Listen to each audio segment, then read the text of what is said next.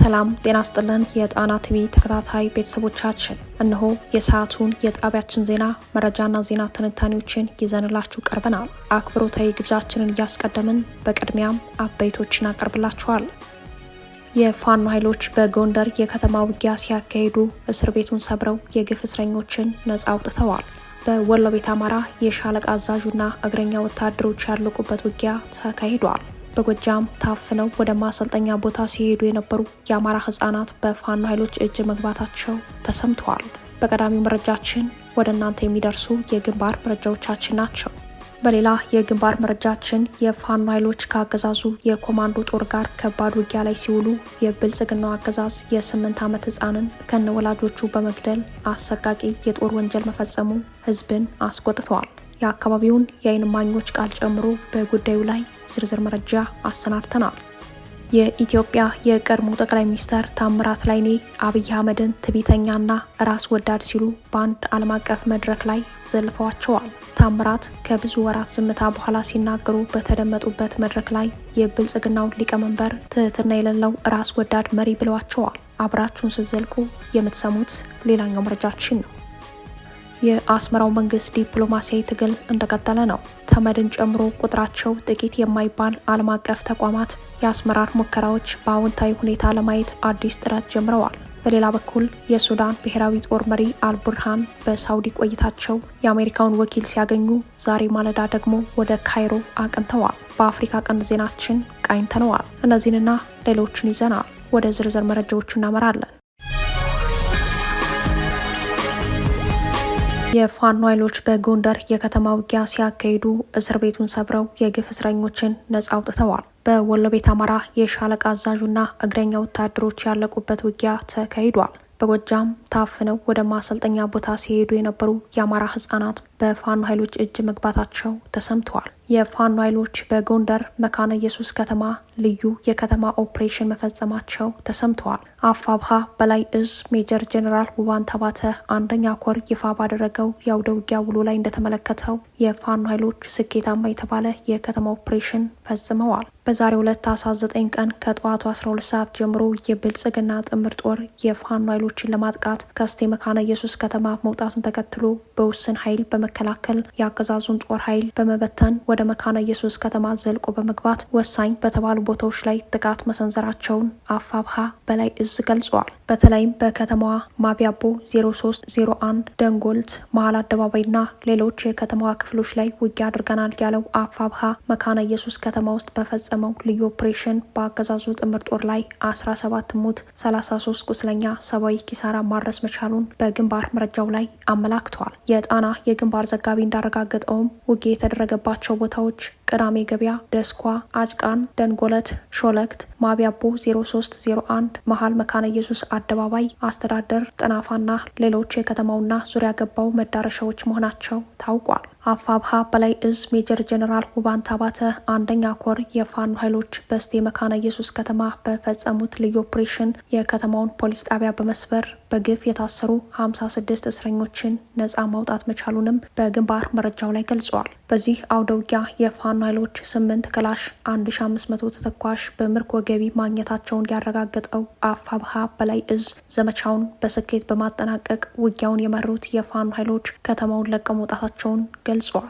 በሌላ የግንባር መረጃችንም በወሎ ቤት አማራ የውጊያ ቀጠናዎች የአገዛዙን የሻለቃ አዛዥ ጨምሮ 12 እግረኛ ወታደሮች በአንድ አውደ ውጊያ መገደላቸው ተሰምተዋል። አፋብሃ ምኒልክ ዕዝ ንጉስ ሚካኤል አሊኮር ኢንጂነር ደሳለኝ አሰፋ ክፍለ ጦር የፋኖ ኃይሎች በመካነ ሰላም ዙሪያ ወረዳ ቢሊ ታዳጊ ከተማ ውስጥ ከማለዳው 11 ሰዓት እስከ ቀኑ 5 ሰዓት በተደረገ ውጊያ የሰሜን ምስራቅ እዝ 801ኛ ኮር 45ኛ ክፍለ ጦር አባል የሆኑ አንድ የሻለቃ አመራርና 12 እግረኛ ወታደሮች ሲሞቱ ቁጥሩ በውል ያልተለየ የአገዛዙ ጦር ደግሞ ቁስለኛ መሆኑን እዙ በግንባር መረጃው ላይ አመላክተዋል። ቁስለኞች በአምቡላንስ ተጭነው ወደ መካነ ሰላም ጄኔራል ሆስፒታል ተወስደዋል ያለው አፋብሃ ምኒልክ ዕዝ በምዕራብ ወሎ ቀጠና ያለው ውጊያ ተጠናክሮ እንደሚቀጥል አረጋግጠዋል። በዚሁ ቀጠና የብልጽግና ሰራዊት የሰሜን ምስራቅ እዝ 801ኛ ኮር 45ኛ ክፍለ ጦር የመካነ ሰላም ቀጠናን መሸፈን አልቻለም ተብሎ ሰሞኑን የ47ኛ ክፍለ ጦር ሰራዊት በድጋፍ ሰጭነት ወደ መካነ ሰላም መግባቱን ተከትሎ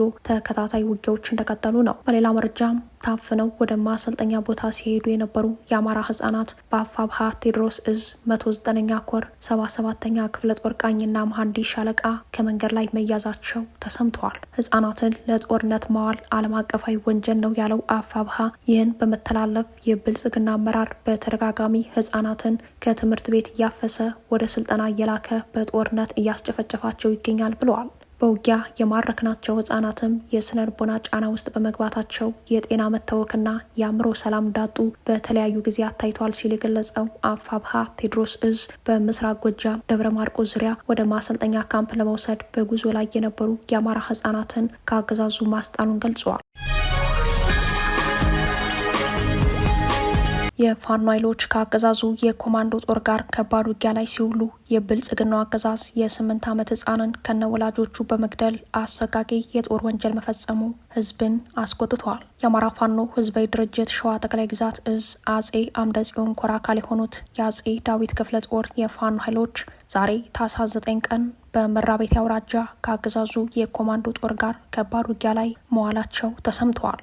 የአፋር የግንባር መረጃ እንደሚያሳየው ውጊያው በሚዳና ሬማ ወረዳ በይጎቢያ ጎባቢት ቀበሌ ልዩ ስሙ በበርና ቦዴ ተራሮች ተብሎ በሚታወቀው ቦታ ሲሆን ከአገዛዙ የ101ኛ አየር ወለድ ኮማንዶ ክፍለ ጦር ጋር ከቀኑ 9 ሰዓት ጀምሮ ባደረጉት እልህ አስጨራሽ ውጊያ ሲካሄድ ውሏል። በዚሁ ውጊያ በኮማንዶ ኃይሉ ላይ ከፍተኛ ጉዳት መድረሱን አፋድ በግንባር መረጃው አመላክተዋል። በፋኖ ኃይሎች ክፉኛ የተመታው የልዩ ዘመቻዎች እዝ 101ኛ ክፍለ ጦር የአገዛዙ ሰራዊት በጠባብ መሬት ውስጥ ከፋኖ ተዋጊዎች ይልቅ በጠላትነት በፈረጀው ንጹሐን ህዝብ ላይ አነጣጥሮ ከ10 ጊዜ በላይ የሞርተር ጥቃቶችን መፈጸሙ ተሰምተዋል። በዚህ የሞርተር ጥቃቶች የአርሶ አደሩ የደረሰ አዝመራ ላይ ጉዳት መድረሱን በሚዳና ሬማ ወረዳ የይጎቢያ ጎባቢት ቀበሌ ነዋሪዎች ለጣቢያችን ዘጋቢ አረጋግጠዋል። ሰሞኑን በሸዋ ተፋፍመው በሚገኙት ውጊያዎች በዚያው በመራቤቴ አውራጃ የግሬት ቀበሌ ዞማ ጎጥ ታኅሳስ 7 ከምሽቱ 3 ሰዓት በተፈጸመ አሳዛኝ የጦር ወንጀል የ3 ልጆች አባት የሆኑት አቶ ሀብታሙ ብርሌው፣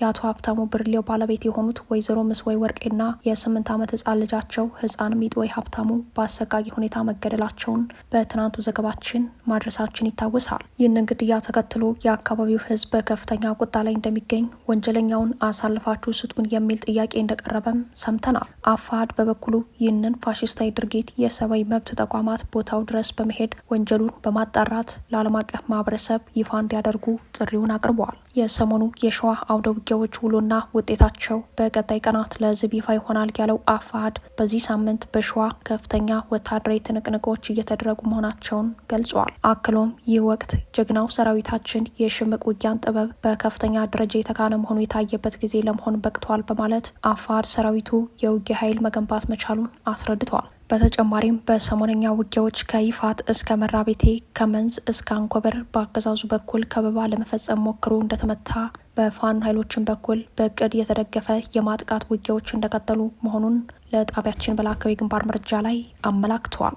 ከህዳር መጨረሻ አንስቶ በጎንደርና ወሎ ቤት አማራ ጠቅላይ ግዛቶችም በአገዛዙ የተሞከሩ ወታደራዊ ከበባዎች ያለምንም ውጤት መምከናቸው ይታወሳል ያለው አፋድ በሶስቱም ጠቅላይ ግዛቶች አገዛዙ በአፋድ አመራሮችና ሰራዊቱ ላይ ስላደረጋቸው የተቀናጁ የማጥቃት ሙከራዎች ሰሞኑን ልዩ ጥንቅር ይዘን ለህዝብ ይፋ እናደርጋለን ብለዋል። የኢትዮጵያ የቀድሞ ጠቅላይ ሚኒስተር ታምራት ላይኔ በአንድ ዓለም አቀፍ መድረክ ላይ አብይ አህመድን ትዕቢተኛና ራስ ወዳድ ሲሉ መዝለፋቸው ተሰማ።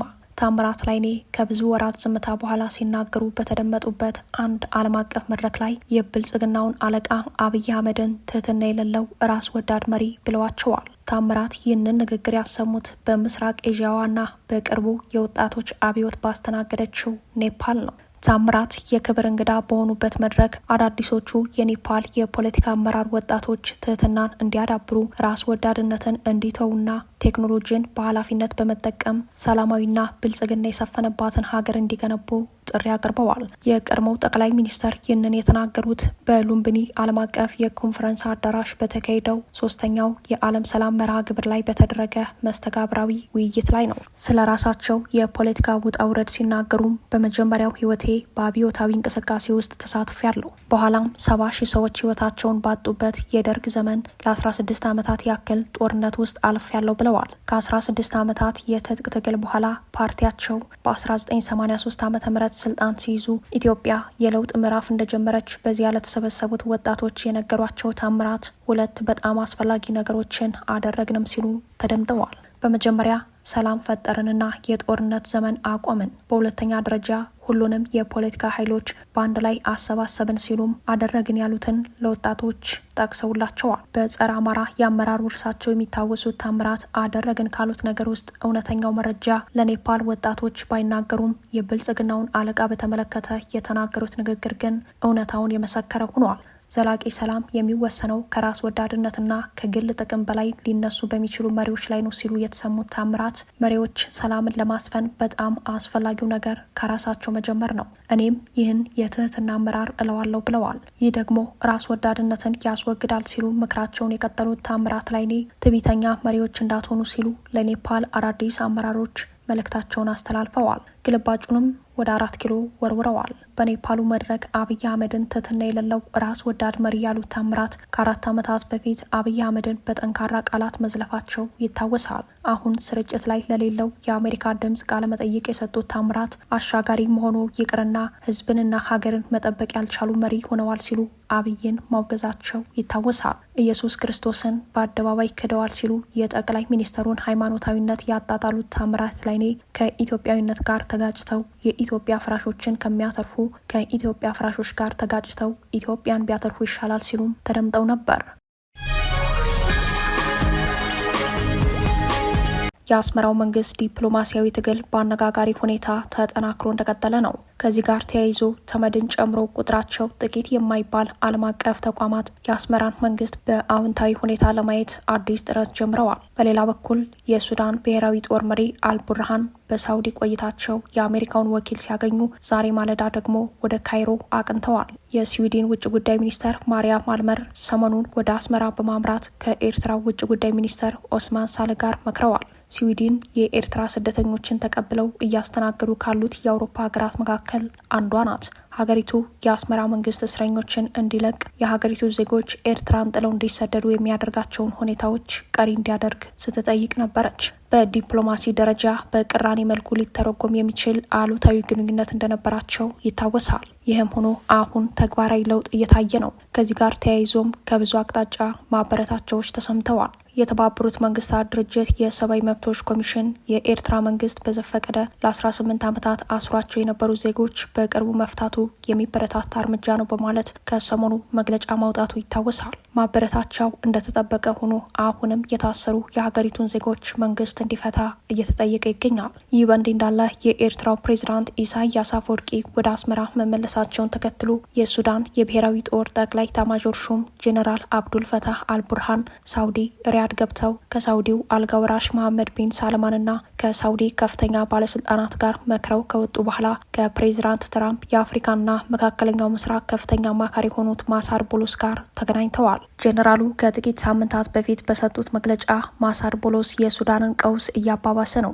እጁን ከሱዳን ላይ ያንሳ የሚል ነበር። በሪያድ ከማሳድ ቦሎስ ጋር ተገናኝተው ለመነጋገር መገደዳቸውን ዘገባው አስታውቋል። ዲፕሎማቲክ ምንጮቹን በዋቢነት የጠቀሰው ዘገባው አልቡርሃን ከማሳድ ቦሎስ ጋር ያደረጉት ውይይት ከፍተኛ የሰብአዊነት ቀውስ ባለባቸው ዳርፉርና ኮርዶፋን ግዛቶች እርዳታ በሚደርስበት ሁኔታ ላይ ያተኮረ ነው። እነዚህ ሁለት ግዛቶች አሁን በተቀናቃኙ ፈጥኖ ደራሽ ኃይል ቁጥጥር ስር ቢሆኑም አሜሪካና አውሮፓ ህብረት ሰብአዊ እርዳታ ማስገባት መጀመራቸው ይታወቃል። የሱዳን ጦር መሪው ጄኔራል አብዱል ፈታህ አልቡርሃን በውጭ ጉዳይ ሚኒስተራቸው በኩል በወጣ መግለጫ ጦርነት እንዲያበቃና ሰላም እንዲመጣ ከትራምፕ ከውጭ ጉዳይ ኃላፊው ማርኮ ሩቢዮና ከትራምፕ የቀጠናው ልዩ መልእክተኛ ማሳድ ቦሎስ ጋር ለመስራት ዝግጁ መሆናቸው ገልጸዋል። በተመሳሳይ መረጃም ጄኔራል አልቡርሃን በሳውዲ የነበራቸውን ቆይታ አጠናቀው ዛሬ ማለዳ ካይሮ መግባታቸው ተሰምተዋል። የጄኔራል አብዱል ፈታህ አልቡርሃን የካይሮ ጉብኝት ከሳውዲ አረቢያ ሪያድ ጉዟቸው ቀጥሎ የተካሄደ ሲሆን ይኸው ጉዟቸው የኤርትራው ፕሬዝዳንት ኢሳያስ አፈወርቂ ንግግር የተከተለ ሆኗል።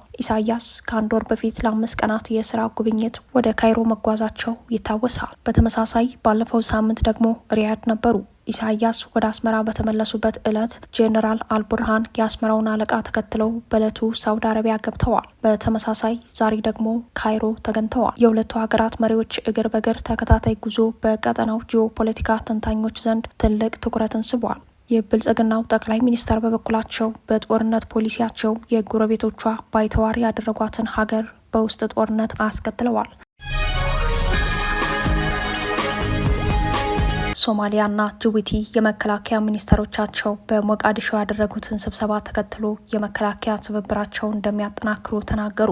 የሶማሊያ መንግስት የመከላከያ ሚኒስተር አህመድ ሞአሊም ፍቂ የጅቡቲ አቻቸውን ሀሰን ኡመር መሐመድን በሞቃዲሾ በሚገኘው ቢሮቸው ተቀብለው ማነጋገራቸውን ሶማሊያ ጋርዲያን ዘግበዋል። የጅቡቲ መከላከያ ሚኒስተር ሀሰን ኡመር መሐመድ የምስራቅ አፍሪካ ተጠንቀቅ ኃይል በእንግሊዝኛ ምህጻሩ ኢኤኤስኤፍ 35ኛው መደበኛ የመከላከያና የደህንነት ሚኒስተሮች ምክር ቤት ስብሰባ ላይ ለመሳተፍ ዋና ከተማዋ ሞቃዲሾ መግባታቸውን የሶማሊያ ሚዲያዎች ዘግበዋል። ሁለቱ ሚኒስተሮች በጸጥታና በመከላከያ ዘርፎች ያላቸውን ስልታዊ ትብብር ማጠናከር በሚቻልባቸው ሁኔታዎች ላይ ሰፊ ውይይት ማድረጋቸው ተሰምተዋል። በተጨማሪም ውይይቱ በአፍሪካ ቀንድ አስተማማኝ ሰላምና መረጋጋትን ለማስፈን ጥረቶችን ማቀናጀት በሚቻልባቸው ሰፋ ያሉ ቀጠናዊ ትብብሮች ላይ ማተኮሩ ተገልጸዋል። በውይይቱ ወቅት የሶማሊያ መንግስት የመከላከያ ሚኒስተር አህመድ ሞአሊም ፊቂ ጅቡቲ ላለፉት ዓመታት በሶማሊያ የመንግስት ግንባታ ሂደት ውስጥ ላበረከተችው ጉልህ ሚና ያላቸውን ምስጋና መግለጻቸውን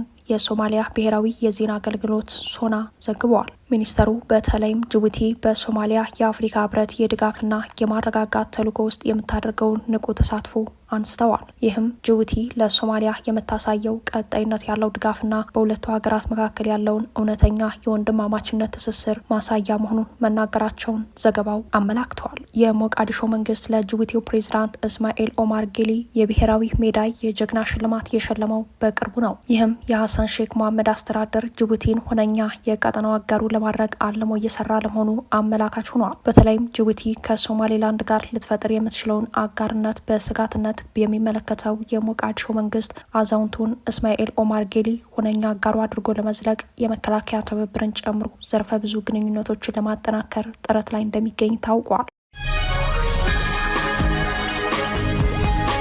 ክቡራትና ክቡራን ቤተሰቦቻችን ለሰዓቱ የተሰናዱት መረጃዎቻችን የተከታተሏቸውን ይመስሉ ነበር። አብራችሁን ስለቆያችሁ ልባዊ ምስጋናችን ይድረሳችሁ እያልን የጣና ቲቪ ወቅታዊ ዜናዎች፣ ልዩ ልዩ መረጃዎች እንዲደርሷችሁ ቻናላችን ሰብስክራይብ በማድረግ ቤተሰብ ይሁኑ። በተሳትፎ የትግል ሚዲያው እንዲያጠናክሩ ጥሪያችን እናቀርባለን።